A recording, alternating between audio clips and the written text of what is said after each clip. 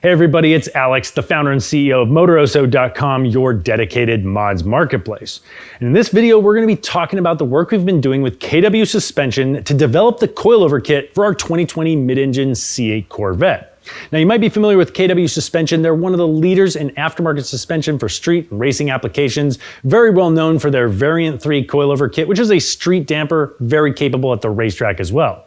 In this particular case, we've been developing the Clubsport Coilover, which is more of a Trackday-oriented, novice racing-oriented coilover kit that is also comfortable enough to drive on the street. Like the Variant 3, it has independent compression and rebound damping controls, ride height adjustment, and it comes in right around the same price point, which for this car is going to probably be somewhere in the $3,000 price range. That pricing is not finalized yet, but it will be very soon. And when it is, of course, you'll be able to buy it at Motoroso.com because we are a KW Suspension Factory Elite authorized dealer. So hit us up for any of your KW suspension needs, and we've got over 1 million other top name brand products as well.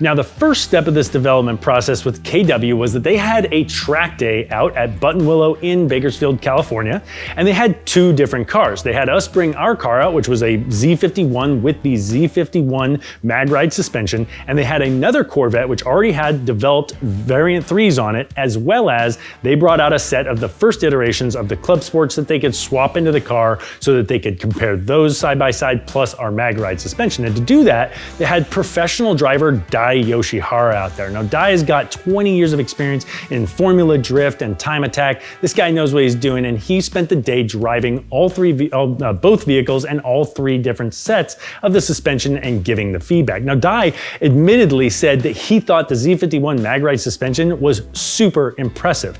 Now, he didn't expect to be as impressed with it as he was, but the biggest thing that was clearly a hindrance to the performance of the car was the fact that the magride is always trying to predict what's going on based on the inputs that are coming into the suspension, and it's always changing the damping through its, special oil carrying metal, and there's electric pulses going in and out. It's constantly changing the way that the shock moves through its stroke versus a mechanical damper, which is very predictable. When you tune it to do something, it's going to do exactly that in every situation. And so that predictability was really, really key in Dai feeling comfortable throwing the car in hard, getting on the throttle when he wanted to, and it helped him eke out quite a bit more performance of the car.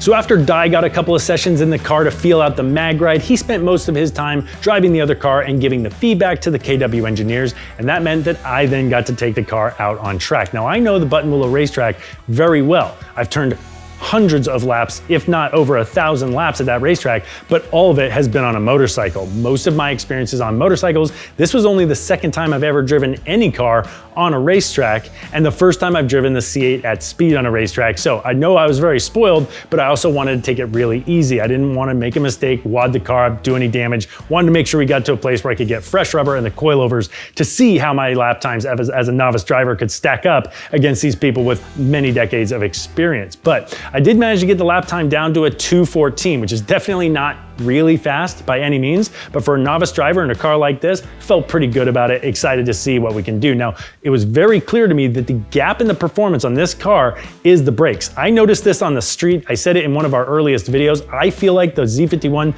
performance brakes, even though they're the performance option, they are not fantastic. And on the racetrack, that was clear to me. Did not stop the car the way I thought it would. The brakes tended to fade quite a bit after 5-6 laps. Very concerning, and it's very clear that we're gonna need to do brakes on the car very soon. Then a couple weeks later, we headed out to Clovis, California to KW's US headquarters. Now that was about 2 hours from where we live, so it was a quick ride out there. And in this huge facility, they do all of their research, design, development, engineering, marketing, storage, and shipping, while most of the manufacturing takes place back at their high-tech facility in Germany, which is where the original headquarters of KW is, I believe. Now, the team was awesome. We got to hang out with them all day, talk cars, technology, and get a real behind the scenes look at how KW brings these awesome products to market. In addition, we of course installed the last iteration of the Clubsport Coilovers on our Corvette, and we made a step-by-step how-to installation guide video. We'll put a link to that here if you want to check out how these coilovers go into the car. Then it was back to San Luis Obispo for us. We installed a set of Pilot Sport Cup 2 tires, and then straight back out to Buttonwillow to put the C8 through its paces. This time out at Buttonwillow, the test driver was Bryan Heitkotter. Now you might recognize that name because he made headlines when he won the Gran Turismo GT Academy competition, and that earned him a 1-year contract driving professionally for Nissan in Europe.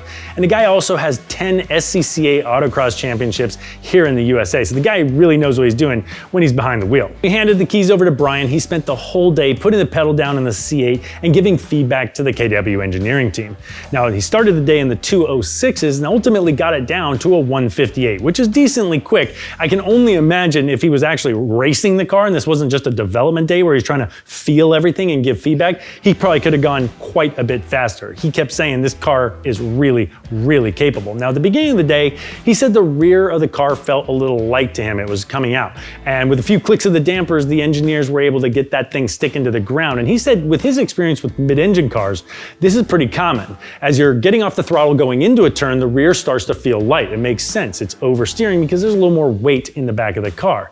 Now his biggest compliment to the Corvette engineering team was that they seemed to have done a great job engineering that out, and that by the end of the day, he was calling the car refined and seamless. That's a verbatim quote from Bryan. So he is obviously very impressed with the car. Of course, I got to drive the car as well in between Bryan's sessions, and in my previous sessions, I had done a 214 on the magride suspension and the stock run flat tires. In my first session out, I did a 208, and by the end of the day, I got it down to a 206. Now, that was only 2 sessions. I really do feel like I could have done more, but that is an 8-second drop in my lap times. I think the tires, the Sport Cup 2s, probably had something to do with that, but it was really the feedback from the suspension. It was so much more predictable, and I knew what the car was doing. Even as a novice, I could feel so much more, and it gave me that extra confidence, especially in the high-speed corners where you're really trying to feel the grip and control that slide. So I am blown away. I can't wait to drive it more. The thing that held us back from doing more time out there on Buttonwillow on this hot 104-degree day was the brakes. I mentioned it earlier. They really started to fade, and towards the end of the day, we even started getting some wobble from the steering wheel, and it feels like maybe the rotors were beginning to warp. Clearly, braking is a problem, and we do have plans to solve this by working with Brembo. We're gonna have the first set of GT brakes on the Corvette application on this car. We've already got that on the books, but tomorrow we're going to Laguna Seca for a track day. So the brakes that are on the car, they're coming with us. So we're gonna have to suffer through that, but we can't wait to enjoy the coilovers on the car on a cooler track at Laguna Seca, one of my favorite racetracks in the world. And that video is coming up next. And if you like this one, give it a thumbs up, but subscribe to the channel to see everything that we're gonna do with Brembo and all the other mods that are coming. And of course, when you're ready to shop for your KW suspension, hit us up at Motoroso.com on live chat or call us at 1-833-MOTOROSO. Thanks for watching.